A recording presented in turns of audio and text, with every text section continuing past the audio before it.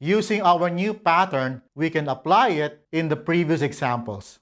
Damit na mahal, mahal na damit. Expensive dress. Bahay na puti, puting bahay, White House. Tunog na malakas, malakas na tunog, loud sound. Bundok na mataas, mataas na bundok, tall mountain. Lugar na malayo, malayong lugar, far place. Asong maingay, maingay na aso, noisy dog. Punong malaki, malaking puno, big tree.